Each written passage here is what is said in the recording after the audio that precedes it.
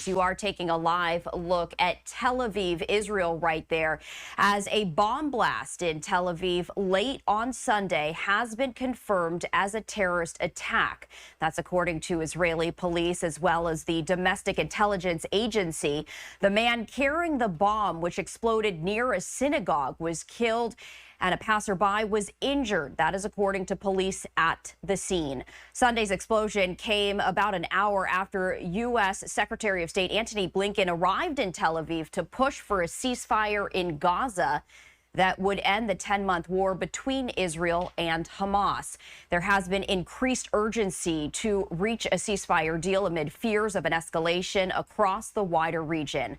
Iran has threatened to retaliate against Israel after the assassination of Hamas leader in Tehran on July 31st. And today, U.S. Secretary of State Antony Blinken called the latest diplomatic push by Washington to achieve a ceasefire deal in Gaza, quote, probably the best, maybe the last opportunity, urging all parties to get the agreement over the finish line. Ceasefire negotiations are set to continue this week in Cairo following a two-day meeting in Doha last week. This is Blinken's 9th mission to the Middle East since the conflict began, and the trip days ahead of new talks expected this week in Egypt comes amid fears the conflict could widen a deeper regional war following the killings of top militant commanders in Lebanon that Iran blamed on Israel. For more on this, I do want to bring in Ken Gray, who is a security expert as well as a senior lecturer at the University of New Haven. Ken, as always, thank you for taking the time to speak with us. We appreciate it. Good morning, Stephanie. Glad to be with you. I do want to start off with the breaking news, as Israeli police have confirmed that the bomb explosion that happened late yesterday was a terrorist attack. One person killed, one person injured. This comes as Secretary of State Blinken is in Tel Aviv for those ongoing ceasefire negotiations. What can you share with us? So the bomber was carrying a backpack bomb, and it is believed to have prematurely detonated, that he was on the street, no real target apparent near him. Consequently, it's believed that this was a premature detonation and not the intended target. The bomber in this case, Gideon Perry, a 50-year-old Israeli, the target is unknown at this point as to what Perry was intending to bomb with this bombing. But nonetheless, interesting. There's been missiles, there's been drone attacks, but this is a terrorist bombing here, which seems unusual considering all the amount of ordnance that's been flying through the air lately. Absolutely. Security already ramped up, and now Tel Aviv on a high terror alert. Is this coincidental, the timing of this, or do you think that there was a further message behind this bombing as Blinken is in Tel Aviv for these ongoing ceasefire negotiations? So it's unknown. Blinken was in Doha, now he's over in Tel Aviv trying to push through this ceasefire agreement. I think that Blinken is being very, very hopeful with his statement about this being the final chance. I think the two sides are very far apart. Hamas was not even present there in Doha for this latest round of negotiations. The bridging document that Blinken was proposing as the way to get both sides to agree to it had a lot of things in it that just were unacceptable to one side or the other. So if Blinken was Blinken was the intended target, there's no indication that that this person could have been even able to get close to Blinken, much less carry out this bombing. But the fact that it detonated on the street way away from everything shows that we don't know what the intended target was. Well, let's talk about the ceasefire negotiations. You were saying that the public statement that this is the best chance and really the last opportunity.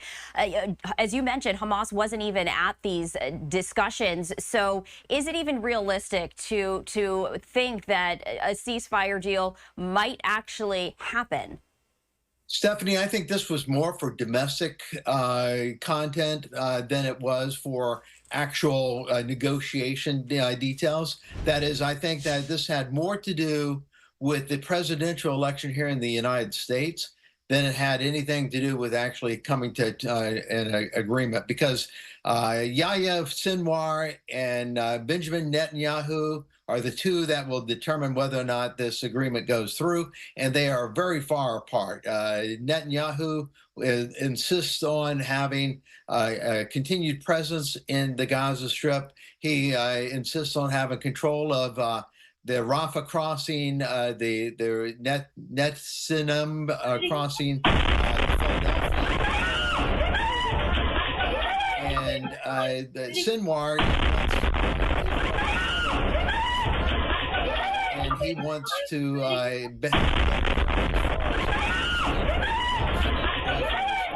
and the hostages. So I think that when they say that this is the best possible chance, I think the best possible chance is for the current administration as opposed to what's going on there on the ground in the Gaza Strip.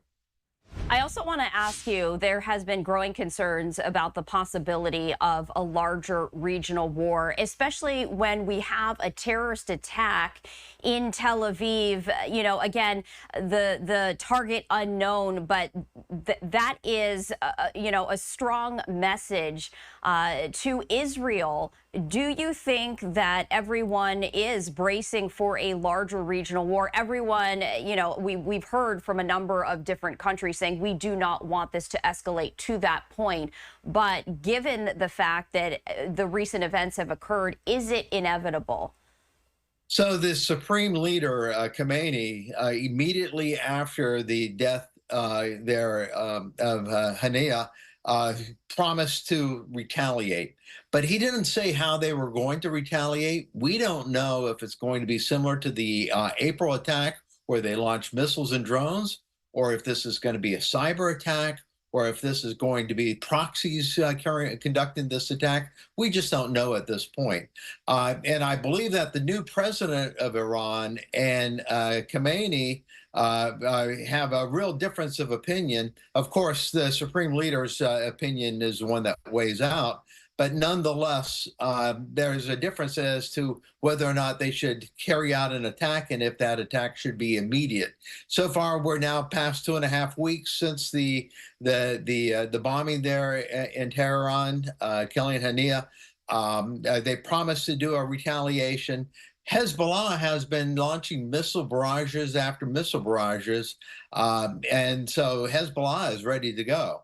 It's Iran that has yet to put together their operation to see how they're going to conduct this retaliation. We don't know what it's going to look like. It doesn't have to be a missile and drone attack.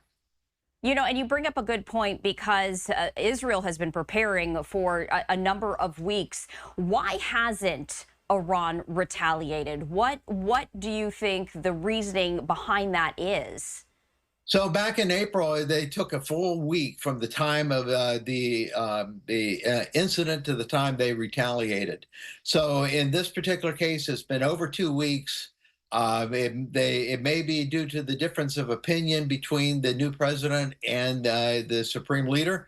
It may be due to the fact that they are trying to find the right combination of ways to attack, or it very well could be that they're planning to wait out the allied forces here that are preparing to defend Israel. The United States has a lot of air assets in the area sitting in Cyprus. France and the UK also have assets in the area. And so every day that goes by without an attack occurs is time that these the three countries have assets that are forward deployed that are not being utilized. And so this is a waiting game. Iran does not have to attack today or tomorrow. They can wait for their retaliation, but sooner or later, they're going to retaliate in some way. We just don't know how. And perhaps the element of surprise is perhaps, their strongest asset at the moment. The U.S. did send a missile submarine last week, and I'm wondering, that's obviously a very strong signal. Oftentimes, we don't hear publicly of submarines going from point A to point B. Does that change Iran's response in your perspective, if at all? So here's the thing: is that before the United States had an aircraft carrier group in the Eastern Med. When that was recalled to the United States, it was replaced with a carrier down south of Yemen. And then that carrier is being replaced by yet another carrier coming into the area there.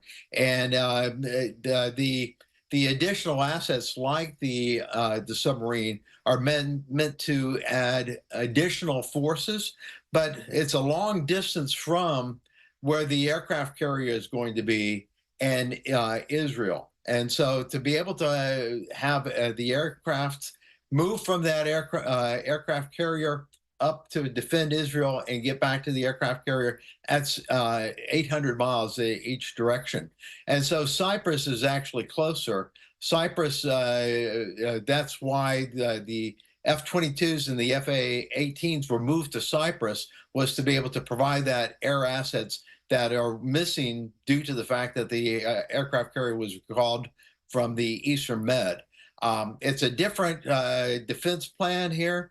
It's potentially due to the fact that it's a long way around for an aircraft carrier to get to the Eastern Med.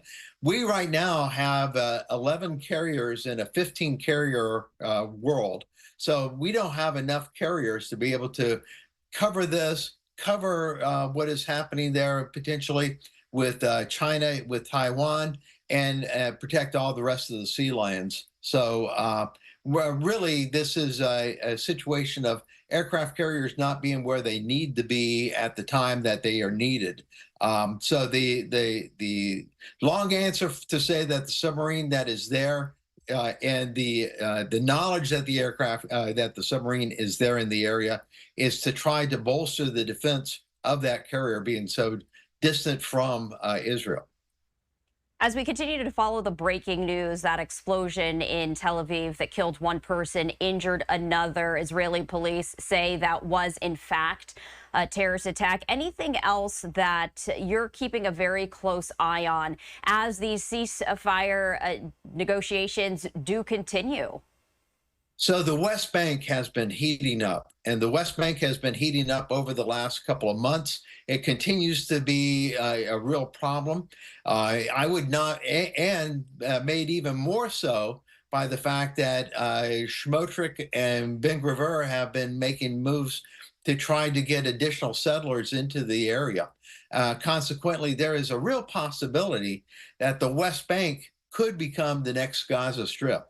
That is that the conflict that is going on in the Gaza Strip may be replaced with conflict over in the West Bank. So I'm keeping an eye on the West Bank for additional problems popping up there. Absolutely. Ken, as always, we do appreciate you taking the time to join us here on Live Now from Fox. Thank you.